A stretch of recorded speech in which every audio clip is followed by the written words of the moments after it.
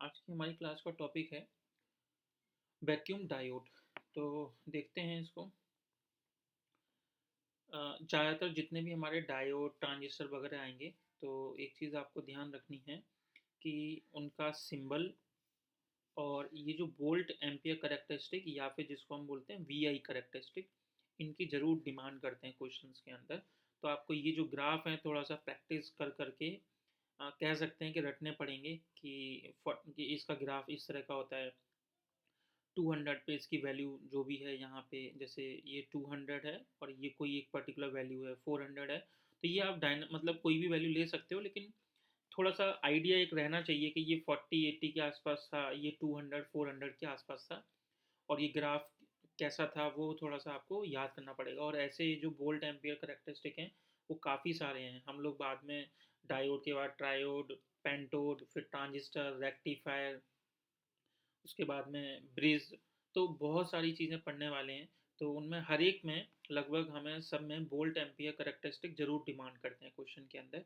तो वो आपको अलग एक कॉपी पे अपना जो नोट्स बना रहे हैं उनमें एक टेबल की तरह लिख सकते हैं। प्रैक्टिस कीजिए इसकी बार बार, क्योंकि मैंने इसके क्वेश्चन काफ़ी देखे हुए हैं वोल्ट एम्पियर करेक्टरिस्टिक के। तो चलिए पहले स्टार्ट करते हैं अपना टॉपिक कि वैक्यूम डायोड होता क्या है। पहली चीज़ तो कि थर्मोआयनिक, मैंने कल बताया था प्रीवियस क्लास में कि थर्मोआयनिक का मतलब होता है कि जो ऐसी कोई भी चीज़ जहाँ पे हीट दी जा रही है। और मैंने वर्क फंक्शन वगैरह अच्छे से एक्सप्लेन किया था। तो अब आते हैं यहाँ पे कि थर्मोआयनिक वैक्यूम ट्यूब, इसका जो कंप्लीट नाम है वो यही है, थर्मोआयनिक वैक्यूम ट्यूब, लेकिन शॉर्ट में इसको हम बोलते हैं सिर्फ डायोड। तो the simplest form of a thermionic vacuum tube is the diode. अब इसमें क्या क्या होता है, तो 9th-10th में आपने कैथोड और एनोड जरूर पढ़ा होगा। तो इसके अंदर क्या क्या है, कंसिस्टिंग ऑफ अ कैथोड जिसको हम हीट करते हैं बाई अ फिलामेंट। अब फिलामेंट मैंने कल बताया था प्रीवियस क्लास में, जैसे टंगस्टन वगैरह बताए थे, जो क्या करते हैं उनको जब हम हीट करते हैं तो उसमें से इलेक्ट्रॉन्स निकलते हैं। तो कैथोड को हीट किया जा रहा है एक फिलामेंट के थ्रू। तो उससे क्या होगा, उसमें से इलेक्ट्रॉन, जो फ्री इलेक्ट्रॉन्स बताया था, वो बाहर की ओर निकलेंगे जिससे एक करंट प्रोड्यूस होगा। तो वही चीज़ है। तो एक बार देखते हैं क्या क्या कंसिस्टिंग है इसमें। एक कैथोड है जिसको हीट किया जा रहा है एक फिलामेंट से, और एक एनोड है। कहाँ पे हैं ये सब चीज़ें, तीनों चीज़ें, एक कैथोड है हमारे पास, एक फिलामेंट है, एक एनोड है। तो ये कहाँ हैं ये तीनों चीज़ें, एक ग्लास के अंदर, या जिसको हम कह सकते हैं मेटल एनवलप। इवैक्यूएटेड का मतलब है वो बिल्कुल वैक्यूम है, उधर कोई एयर वगैरह नहीं है, वैक्यूम है। इवैक्यूएटेड ग्लास के अंदर कैथोड है जिसको गर्म किया जा रहा है फिलामेंट की मदद से, और तीसरा कौन है, एनोड। तो इसी कंस्ट्रक्शन को हम क्या बोलेंगे, थर्मोआयोनिक वैक्यूम ट्यूब, या शॉर्ट में बोलें तो डायोड। मेरे ख्याल से डायोड की डेफिनेशन एग्जैक्टली याद हो गई होगी, समझ आ गया होगा। अब देखते हैं कि इसका जब हम ऊपर से अगर देखें इसकी कि इसकी सिंबॉलिक फॉर्म क्या है, सिंबल इसका। तो देखिए ये जो है फिलामेंट को रिप्रेजेंट कर रहा है, ये जो इसके आउटर में है ये कैथोड को रिप्रेजेंट कर रहा है, क्योंकि जब फिलामेंट हीट होगा तो उसकी वजह से ये कैथोड में से क्या होगा, इलेक्ट्रॉन्स वगैरह भी निकलेंगे। उसके बाहर क्या है, देखिए एनोड है, और सबसे बाहर क्या है, इवैक्यूएटेड ट्यूब। तो ये एक इसकी फॉर्म हो गई। अब लेकिन एक्चुअल में ये दिखता कैसा है, तो देखिए इसको सिंबॉलिक फॉर्म में मतलब हम कहें अगर, तो ये आपके पास एक तरह से रिप्रेजेंटेशन है जहाँ पे एनोड और कैथोड लगे हुए हैं। तो ये जो है आपका कैथोड है जिसको के से रिप्रेजेंट कर रहे हैं हम लोग, और यहाँ ये फिलामेंट जुड़ा हुआ है जिसको हीट किया जा रहा है, जिसकी मदद से कैथोड में से इलेक्ट्रॉन्स निकलेंगे। अभी वर्किंग देखेंगे थोड़ी देर में। और ये एनोड है। तो अब यहाँ देखिए ये इसकी फॉर्म हो गई, और ये है इसके अंदर वी आई करेक्टरिस्टिक, जो अभी जस्ट थोड़ी देर पहले मैंने बताया था कि हर डायोड ट्रायोड वगैरह के बहुत सबके वोल्ट एम्पियर करेक्टरिस्टिक हमें याद करने पड़ेंगे, उनका ग्राफ कैसा है। तो अब आते हैं इसकी वर्किंग पे। वर्किंग क्या है कि जब एनोड को मेंटेन किया जाता है किस पर, देखिए एक पॉजिटिव टर्मिनल को, पॉजिटिव पोटेंशियल पे, मतलब उसका जो यहाँ वायर्स हैं, एक बार मैं फिगर में दिखा देता हूँ, क्योंकि ये सारी चीज़ें फिगर से बहुत कनेक्टेड है। जैसे ये एनोड है, इसको देखिए यहाँ पे एक हमने पोटेंशियल डिफरेंस दिया हुआ है, वो क्या है पोटेंशियल, ये ए है और ये के है। तो हम इसको समझने के लिए वी ए के से रिप्रेजेंट कर सकते हैं। और एनोड को किससे कनेक्ट किया गया है, इसके पॉजिटिव टर्मिनल से, और कैथोड को किससे कनेक्ट किया गया है, इसके नेगेटिव टर्मिनल से। ये याद रखना है आपको। तो अब वर्किंग में आते हैं। तो यहाँ हम देख चुके हैं कि एनोड को किससे कनेक्ट किया गया है, पॉजिटिव टर्मिनल से। अब देखते हैं क्या होगा इससे। तो जब एनोड को कनेक्ट किया जाता है पॉजिटिव पोटेंशियल से with respect to the cathode, obviously क्योंकि कैथोड किससे कनेक्टेड है, नेगेटिव वाले से, देन होगा क्या, जो इलेक्ट्रॉन्स हैं वो एमिट होंगे, डायरेक्टली और इनडायरेक्टली हम कह सकते हैं। Heated cathode are attracted by the anode. एक बार फिर से ग्राफ पे चलते हैं, मतलब फिगर से, तो ज़्यादा अच्छे से समझ आएगा। देखिए हमने इसको कनेक्ट किससे किया हुआ है, पॉजिटिव से। तो ये प्लेट अभी कैसी हो गई है, पॉजिटिव प्लेट। अब क्या होगा कि जैसे ही इसको हीट करेंगे, तो हीट करने से हमें पता है कि पर्टिकुलर कोई ना कोई जो फ्री इलेक्ट्रॉन्स होंगे वो एनर्जी लेके यहाँ इकट्ठे हो जाएंगे, और यहाँ जो इलेक्ट्रॉन इकट्ठे होंगे उनको कौन अट्रैक्ट कर लेगा, ये एनोड प्लेट। क्यों, क्योंकि उस पर एक पॉजिटिव चार्ज है। तो ये पॉजिटिव चार्ज है इधर प्लेट पे, और हीट करने से यहाँ कैथोड में से एक इलेक्ट्रॉन्स यहाँ पे बहुत सारे इकट्ठे हुए हैं, जिसको हम स्पेस भी बोलते हैं, स्पेस चार्ज भी बोलते हैं।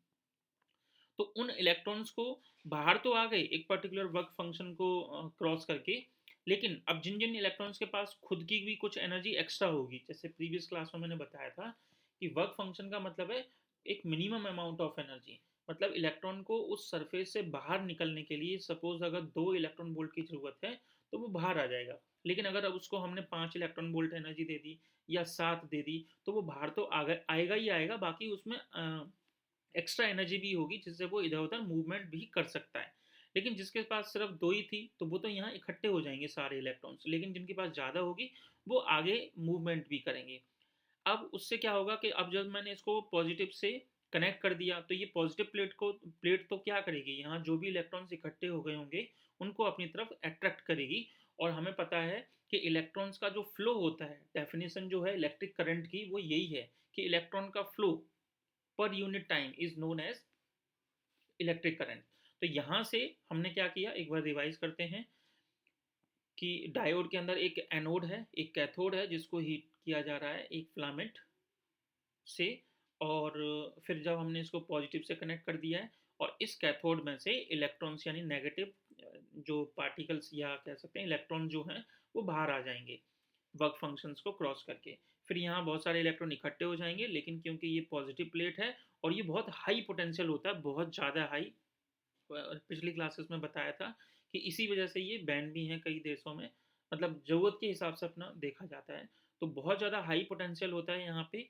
तो जितने भी यहाँ इलेक्ट्रॉन्स हैं, और क्योंकि ये पॉजिटिव होगा यहाँ पे, तो ये सारे इलेक्ट्रॉन्स को अपनी तरफ खींच लेगा। तो उससे क्या होगा कि जब ये सारे इलेक्ट्रॉन्स को अपनी तरफ खींचेगा तो यहाँ एक फ्लो ऑफ इलेक्ट्रॉन हो रहा है, तो इसका मतलब यहाँ एक करंट प्रोड्यूस हो गया। तो करंट प्रोड्यूस होने का मतलब क्या है कि पहले ये कैसा था, सिंपल, मतलब वैक्यूम के अंदर हमने करंट को प्रोड्यूस कर दिया। तो अर्ली जो सेंचुरी 20 जो मैं बार बार बता रहा था लास्ट क्लासेस प्रीवियस क्लास में, कि वैक्यूम के अंदर इलेक्ट्रॉन का जो कंट्रोल मोशन है वो यहीं से शुरुआत हुई थी। तो अब आगे देखते हैं कि जो हमारे, एक बार दोबारा पढ़ते हैं इसको, when anode is maintain at a positive potential, जब हम उसको पॉजिटिव पोटेंशियल पे रखेंगे विद रेस्पेक्ट टू कैथोड, तो इलेक्ट्रॉन कहाँ से एमिट होंगे, कैथोड से, डायरेक्टली और इनडायरेक्टली हम कह सकते हैं कहाँ से, कैथोड से। और वो किसके द्वारा अट्रैक्ट कर लिए जाएंगे, एनोड से। क्यों, वो सब मैंने आपको ऊपर बता दिया है, एनोड के थ्रू अट्रैक्ट कर लिए जाएंगे, एंड दस allows flow of current through diode, और इस तरह से उसमें से एक करंट फ्लो होगा। चलिए, ये तो इसकी वर्किंग हो गई। अब आते हैं कि वोल्ट एम्पियर करेक्टरिस्टिक क्या है। तो क्लियरली मतलब हमने यहाँ पे ये बता दिया मैंने आपको, और इसके ऊपर ड्रॉ करने के लिए आता है, ये तीनों ही चीज़ें आपको याद रखनी पड़ेंगी। मैं क्वेश्चन भी दिखाऊंगा अभी थोड़ी देर में कि किस तरह से एग्जाम में पूछा जाता है। तो ये जो भी वर्किंग है और ये है, ये सब आपको लिखना चाहिए मेरे ख्याल से, तो तब आपको 4 मार्क्स पूरे मिलेंगे। अगर सिर्फ ड्रॉ करने के लिए बोला गया तो ऑब्वियसली वहाँ मार्क्स कम होंगे, जैसे 2 मार्क्स का क्वेश्चन होगा तो फिर आप सब ड्रॉ कर दीजिए। तो आते हैं कि वोल्ट एम्पीयर कैरेक्टरिस्टिक क्या शो कर रहा है हमें, कि this divide conducts only in one direction, that is when anode is positive, यानी कि जब एनोड पॉजिटिव होगा, क्योंकि तभी तो इलेक्ट्रॉन्स जो कैथोड के नियर, अब मैं जब समझा रहा हूँ तो मेरे ख्याल से आपके दिमाग में वो जो फिगर है वो आ जाना चाहिए, क्योंकि मैं बार बार पेज ऊपर नीचे करूँगा तो मेन टॉपिक हमारा रह जाता है। तो मैंने क्या बताया कि कैथोड पे जो इलेक्ट्रॉन्स इकट्ठे हो गए थे उनको कौन अट्रैक्ट कर रहा था, एनोड। तो वही चीज़ है यहाँ पे कि जब एनोड पॉजिटिव है विद रेस्पेक्ट टू कैथोड, तब ही इलेक्ट्रॉन मतलब एक तरफ से दूसरी तरफ जा रहे हैं, यानी ये करंट फ्लो हो रहा है, तो वो वन डायरेक्शन है, यूनी डायरेक्शन है। ऐसा नहीं है कि एनोड से इलेक्ट्रॉन निकले और फिर कैथोड की ओर आ रहे हो, ऐसा नहीं हो रहा है। तो ये वन डायरेक्शनल है कि जब एनोड पॉजिटिव है विद रिस्पेक्ट टू कैथोड, तब हमें इलेक्ट्रॉन का फ्लो दिखाई दे रहा है। तो एनोड करंट इज जीरो, इसका मतलब एनोड की तरफ से तो कोई करंट नहीं आ रहा ना, उस साइड से नहीं आ रहा, तो इसका मतलब कि जब जब हमारा जो वी ए के की वैल्यू है वो जीरो है या फिर नेगेटिव वैल्यूज होंगी, तो हमारा एनोड करंट क्या होगा, जीरो होगा। और वी ए के का मतलब क्या है, voltage between anode and cathode. मतलब सिंपल सा यहाँ पे ये है कि यहाँ वोल्ट एम्पियर कैरेक्टरिस्टिक से हमें मतलब ग्राफ से हमें ये दिखाई दे रहा है कि जो ये डिवाइस है वो बस एक यूनी डायरेक्शन में है, वन डायरेक्शन में कंडक्ट करता है, यानी कि जब एनोड पॉजिटिव है। अगर एनोड ज़ीरो है या नेगेटिव है तो फिर वो करंट प्रोड्यूस नहीं करेगा। अब आते हैं नेक्स्ट चीज़ कि ये प्रॉब्लम क्या है इसके अंदर। तो एक चीज़ है इसमें, ये एग्ज़ाम में अलग से पूछी जाती है, स्पेस चार्ज लिमिटेड ऑपरेशन क्या है ये। तो इसके ऊपर भी अलग से क्वेश्चन बनता है कि इन ऑल थर्मोआयनिक वैक्यूम ट्यूब्स, देखा जाए तो हमारा ये टॉपिक अभी ख़त्म हो चुका है। आपके सिलेबस के हिसाब से बस इतना ही है डायोड के अंदर, कि इसका ग्राफ क्या है, सिंबॉलिक फॉर्म्स क्या है और वर्किंग क्या है, बस इतना काफ़ी है। लेकिन अब जैसे लिमिटेशन क्या है वो देखते हैं। तो इस लिमिटेशन का नाम है स्पेस चार्ज लिमिटेड ऑपरेशन। तो समझते हैं ये है क्या चीज़। तो वही ग्राफ जो मतलब सिंबल से जिससे मैंने आपको सब चीज़ें समझाई हैं, फिर से इमेजिन कीजिए उसको कि in all thermionic ionic vacuum tubes, तो ये वही है। थर्मोआयनिक वैक्यूम ट्यूब्स का मतलब है डायोड, जो अभी अभी अभी हमने पढ़ा है। तो डायोड का मतलब, डायोड, डाई मतलब दो, तो हमने देखा उसमें दो ही चीज़ें थी। वो फिलामेंट को आप हटा दीजिए, मतलब वो तो है ही है, वो सिर्फ हीटिंग के पर्पज से है। तो उसमें दो ही चीज़ों तो थी, एक कैथोड और एक एनोड, तो इसलिए उसका नाम भी डायोड ही है। और आगे वाले जो ट्रायोड होंगे उसमें तीन आएंगे, तो उनमें तीसरा वाला जो है उसका नाम क्या है वो सब हम नेक्स्ट क्लासेस में डिस्कस करेंगे। तो डायोड के अंदर कितने हैं, दो ही हैं, एक एक कैथोड और एक एनोड। तो होता क्या है यहाँ पे कि इलेक्ट्रॉन एमिशन और the cathode is at a much higher rate than that at which the electrons are drawn away by the anode. मतलब वो कहना चाह रहा है कि जो इलेक्ट्रॉन का एमिशन हो रहा है कैथोड पे, जो निकल रहे हैं हीट करने के बाद में, कैथोड से जो इलेक्ट्रॉन का एमिशन हो रहा है उनका जो रेट है वो कहीं ज़्यादा है कि electrons drawn away by the anode. तो उससे मतलब वो कम खींच पा रहा है और कैथोड पे क्या हो रहा है, इलेक्ट्रॉन ज़्यादा क्रिएट हो रहे हैं। तो एक बार दोबारा समझिए, स्पेस चार्ज लिमिटेड ऑपरेशन मतलब कैथोड के पास में जो इलेक्ट्रॉन्स इकट्ठा हुए थे, जिसको मैंने बोला था आपको स्पेस चार्ज भी बोलते हैं, तो वो बहुत ज़्यादा इकट्ठा हो रहा है कहाँ, कैथोड पे। और जो रेट वहाँ इकट्ठा होने का है उतने एनोड क्या है, खींच नहीं पा रहा है, ड्रॉ नहीं कर पा रहा है। तो उसकी वजह से क्या होगा कि वहाँ इलेक्ट्रॉन, अब आप खुद से सोचिए कि जब एनोड खींच नहीं पा रहा, सारे इलेक्ट्रॉन्स को अट्रैक्ट नहीं कर पा रहा, क्योंकि रेट इधर ज़्यादा है, किसका, कैथोड पे इलेक्ट्रॉन्स इकट्ठा होने वालों का रेट ज़्यादा है, तो क्या होगा, resulting cloud of electrons near cathode called the negative space charge, जिसको हम बोलते हैं, makes the anode current dependent on the anode potential. इसका मतलब ये हुआ कि अब हमें वोल्टेज बढ़ाना पड़ेगा, और वोल्टेज पे डिपेंड कर रहा है, जितना ज़्यादा वोल्टेज बढ़ाते जाएंगे उतना ही क्या होगा कि कैथोड से वो इलेक्ट्रॉन को अपनी तरफ खींचता रहेगा। And independent of the rate of emission which depends on the temperature of the cathode. ये लास्ट लाइन थोड़ा सा कंफ्यूजिंग लग सकती है, लेकिन बहुत अच्छी चीज़ लिखी है यहाँ पे। देखिए मैं एक बार वो फिगर बना ही देता हूँ थोड़ा सा, तब ज़्यादा क्लियर समझ आएगा। कि हमारे पास ये था एनोड, इसको हमने पॉजिटिव कनेक्ट कर रखा है, और ये था आपके पास कैथोड, और यहाँ एक फिलामेंट जुड़ा हुआ है जो कि इससे हीट करके, फिलामेंट को मैं एफ से दिखा देता हूँ, तो ये जो कैथोड है वो नेगेटिव है, और इनके बीच में जो पोटेंशियल डिफरेंस था वो वी ए के था। तो मेरा कहना ये है कि इस कैथोड के पास में बहुत सारे इलेक्ट्रॉन्स इकट्ठे हो गए। अब मान लीजिए यहाँ जो भी पोटेंशियल डिफरेंस है, मान लीजिए, मैं वैसे तो ये बहुत हाई पावर में होता है, मान लीजिए कि 10⁵ वॉट के आसपास है, ठीक है, 10,000 मान लेते हैं, वैसे ये बहुत हाई पावर का होता है। तो यहाँ पे इलेक्ट्रॉन्स को ये खींच रहा है, तो यहाँ एक करंट प्रोड्यूस हो रहा है। लेकिन यहाँ फिलामेंट को जब हम ये हीट कर रहे हैं तो यहाँ जो इलेक्ट्रॉन्स हैं वो बहुत ज़्यादा हैं, उतने ये खींच ही नहीं पाता, तो हमें ये पोटेंशियल डिफरेंस बढ़ाना पड़ेगा, जब ये बढ़ाएंगे तो ये मोर पॉजिटिव होगा, जब ये मोर पॉजिटिव होगा तो ये इलेक्ट्रॉन्स को ज़्यादा अपनी तरफ खींच पाएगा।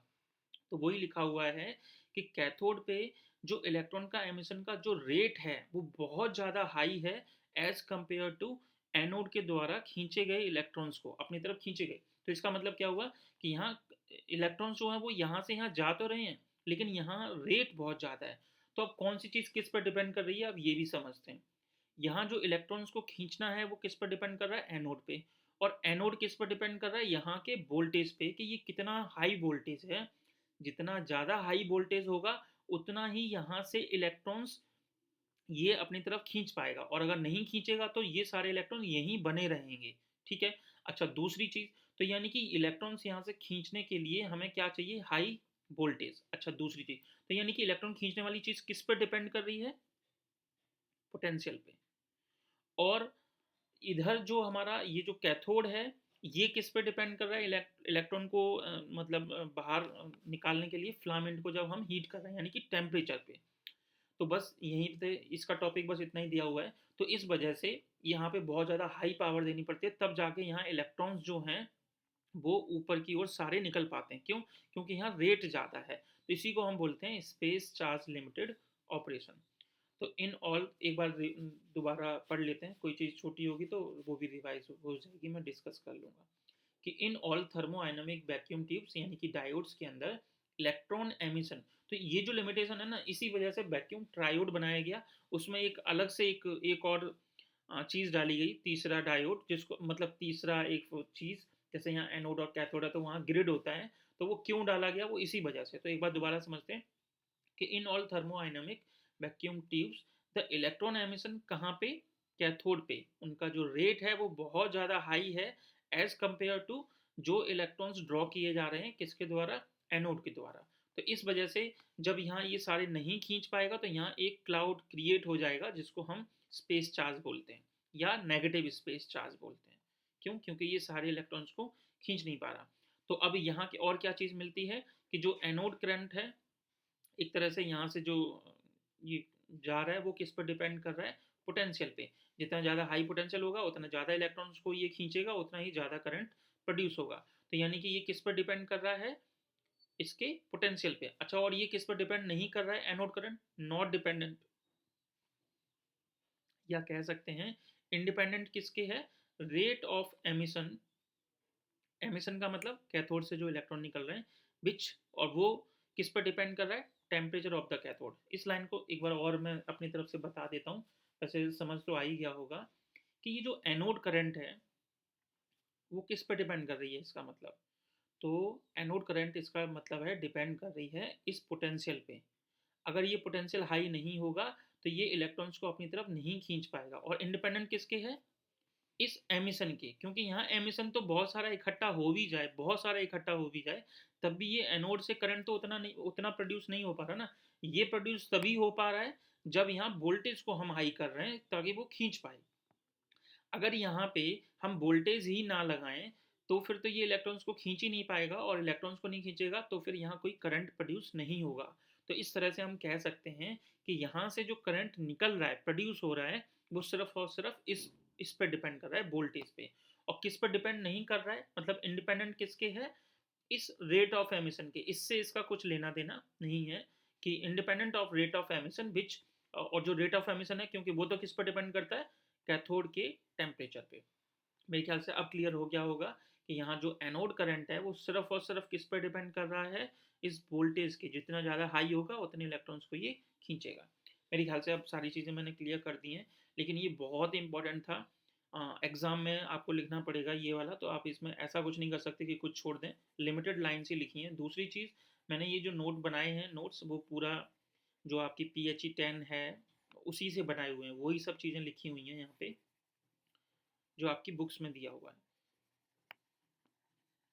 जहाँ ज़रूरत होगी वहाँ मैं अलग से भी एक्स्ट्रा मटेरियल ऐड करूँगा, लेकिन ये टॉपिक्स इतने ही ठीक हैं जितना यहाँ समझाया गया है। तो इसमें से कुछ ऐसा नहीं है कि आप छोड़ दें, जो भी है यहाँ समझ के या रट के कैसे भी करके एग्ज़ाम में आपको एज इट इज़ लिखना पड़ेगा। अच्छा, इस फेनोमेनन को क्या बोलते हैं, space charge limited operation. In order to draw large anode current, ये सब चीज़ें मैं अभी बता चुका हूँ कि आपको ज़्यादा अगर एनोड करंट चाहिए तो हमें क्या करना पड़ेगा, हाई पोटेंशियल देना पड़ेगा, कहाँ, एनोड और कैथोड के बीच में। तो ये क्लियर हो गया होगा क्योंकि यहाँ मैंने बहुत टाइम लगाया है। चलिए अब आगे देखते हैं कि एग्जाम में क्वेश्चन आए कैसे हैं। तो दिसंबर 2018 में क्वेश्चन पूछा गया है कि वैक्यूम डायोड का सिंबल ड्रॉ कीजिए और इसका वी आई करेक्टरिस्टिक। तो मैंने कहा था कि इसके क्वेश्चन आते ही हैं और आप ऐसा नहीं सोच सकते कि ये तो बहुत सारे ग्राफ हैं, वी आई करेक्टरिस्टिक हर डायोड ट्रायोड के लिए अलग अलग हैं। जितने भी हम चीज़ें आगे पढ़ेंगे ब्लॉक 2 में भी 3 में भी, वहाँ सिंबल वगैरह भरमार होगी। आपको कुछ ना कुछ करके प्रैक्टिस कर करके बना बना के खुद से ड्रॉ कर करके प्रैक्टिस करनी होगी, तब आप एग्जाम में उसको ड्रॉ कर पाएंगे, अदरवाइज नहीं होगा। ये क्वेश्चन 2 मार्क्स का पूछा गया है कि वैक्यूम डायोड का सिंबल बताइए और इसका करेक्टरिस्टिक बताना है। यहाँ पे उन्होंने एक्सप्लेनेशन नहीं पूछा है, तो सिर्फ आपको ग्राफ मतलब ये ड्रॉ करना है और ये आपके दोनों चीज़ें बना दीजिए। चाहो तो सिर्फ ये बी वाला बना दीजिए तब भी चलेगा। और ये करेक्टरिस्टिक। नेक्स्ट क्वेश्चन देखते हैं क्या है कि explain the importance of space charge limited operation in thermodynamic vacuum tube devices. तो ये वाली चीज़ जो मैंने आपको एक्सप्लेन की है यहाँ से लेके यहाँ तक, ये आपको एग्जाम में आंसर वहाँ रिप्रेजेंट करना है। और क्योंकि ये पूरा डिपेंड कर रहा है कैथोड और एनोड पर, तो ऑब्वियसली बिना पूछे आपको वो जो डायग्राम था, सिंबल जो था, वो भी ड्रॉ करना पड़ेगा। तो उससे आपको भी समझ आएगा और जो टीचर होगा वो चेक कर रहा होगा तो उनको भी पता रहेगा कि आपने ये टॉपिक ठीक से पढ़ा है। ठीक है, तो आज की क्लास में इतना ही है। नेक्स्ट क्लास में हम लोग वैक्यूम ट्रायोड पढ़ेंगे और वो उसकी ज़रूरत क्यों पड़ी वो आपको कुछ आइडिया यहाँ पे लग गया होगा कि यहाँ जो इलेक्ट्रॉन, जो एनोड करंट है वो टोटली किस पर डिपेंड कर रही है, पोटेंशियल डिफरेंस पे। वो रेट ऑफ एमिशन पे डिपेंड नहीं कर रही है, उससे क्या है वो इंडिपेंडेंट है। तो अब हमें तो एनोड करंट ज़्यादा चाहिए क्योंकि ज़्यादा एनोड करंट होने का मतलब है कि वो उतना ही अच्छा कंडक्टर बन जाएगा। तो उसके लिए तो जो 20th सेंचुरी के हिसाब से अगर सोचा जाए, शुरुआत में जब इसकी खोज हुई थी, इन्वेंट हुआ था, तो वो तो और अच्छा कंडक्टर डिमांड कर रहे थे कि वैक्यूम के अंदर। तो फिर अब क्या इसमें चेंजेस किए जाएं, तो फिर वैक्यूम ट्रायोड आया। फिर उसमें कुछ लिमिटेशन मिली तो और आगे बढ़े, टेट्रोड, फिर पेंटोड, ऐसे करके आगे बढ़ते गए। और फिर 1948 के आसपास तो मालूम ही है आपको, ट्रांजिस्टर आने के बाद इस चीज़ में खोज होना बंद हो गई वैक्यूम के अंदर। वो फिर सॉलिड्स के अंदर स्टडी करना उन्होंने स्टार्ट कर दिया। तो मिलते हैं नेक्स्ट क्लास में। आप इस टॉपिक को अच्छे से कीजिए, एक एक लाइन इसकी इंपॉर्टेंट थी और एग्ज़ाम में ये क्वेश्चन इस तरह से पूछे जाते हैं।